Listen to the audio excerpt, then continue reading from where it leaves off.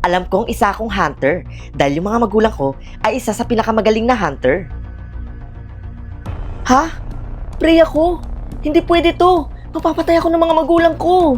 Anak, bilisan mo dyan. Maghanap pa tayo ng prey. Ah, Nay, susunod na po. Bilisan mo.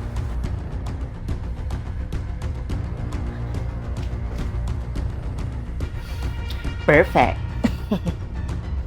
Ha! Huli ka! Wag po, please. Bata pa ako.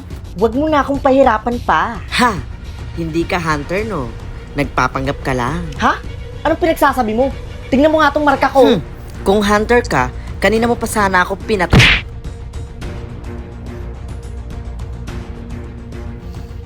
Mabuti naman. Hello, Nay. Ito pasalubong ko.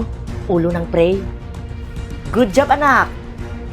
Akala ko dati isa kang prey, pero ngayon, napatunayan mo na sa akin na mali ako. Pero kung sakaling prey po ako, Nay, magigiba po ba yung pamilya natin? Hindi, anak. Pero mapapatay kita. Pero what if, Nay, kung prey ako tapos naging hunter? Hindi yan mangyayari, anak. Kwentong barbero lang yan. Pero what if, nanay, what if? Well, kung mangyayari yan, mapupunta sila sa Legendary Hunter. Legendary Hunter? Oo, anak. Dahil alam nila ang galaw ng prey.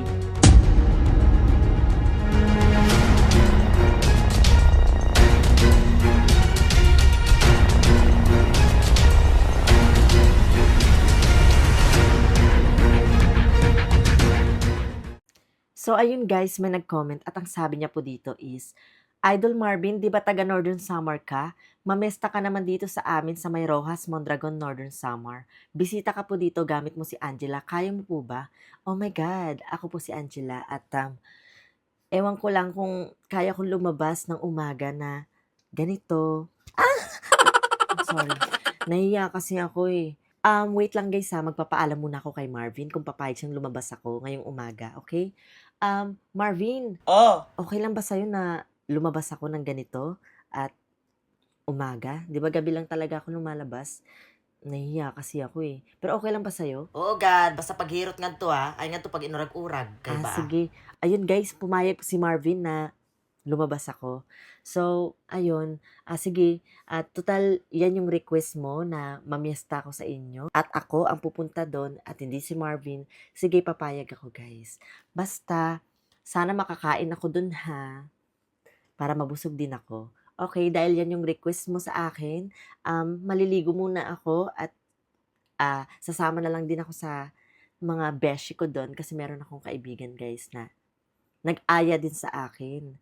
Tapos sakto nag-comment ka at nabasa ko at yun, sige gagawin ko yung request mo. A-update na lang ako mamaya kapag nakabihis na ako, ha? Sige. So ayun, dahil request mo na mamiesta ako or mamatron ako sa Rojas, abangan nyo na lang mamaya, mamimiesta ako sa Rojas, Buggo, Mondragon, Northern Samar. Yon, update ko na lang kayo ulit guys mamaya. So, ayun guys, so nandito na nga po kami sa Rojas, Mondragon, Northern Samar at yun, pinunta na namin yung bahay ng aking kaibigan na si Madonna at yan po yung mga kasamahan ko dito para mamiesta. Medyo nakakaya kasi first time ko talagang lumabas ngayong umaga. At ito naman po pala yung mga kinuha kong pagkain guys. Yan, may karne, may lechon at kanin. At yan na nga po, ay nagsimula na po akong kumain dyan dahil gutom na rin ako at grabe, sobrang ang init po dyan kasi guys, nag-timing po talaga yung kuryente dyan, nag-brown out po dito sa May Rojas, Northern Samar. So, yun, pero still pretty pa rin. Kahit naiiya na ako kasi ang daming tao. At pagkatapos nga po pala namin kumain doon sa kaibigan kong si Ate Madonna, ay pumunta naman po kami sa pangalawang bahay. Grabe, patronizer yarn. Yan naman po yung kaibigan ko ding si Cheska Lau. Grabe, blooming pa rin kahit ang init-init ng panahon. Sana all.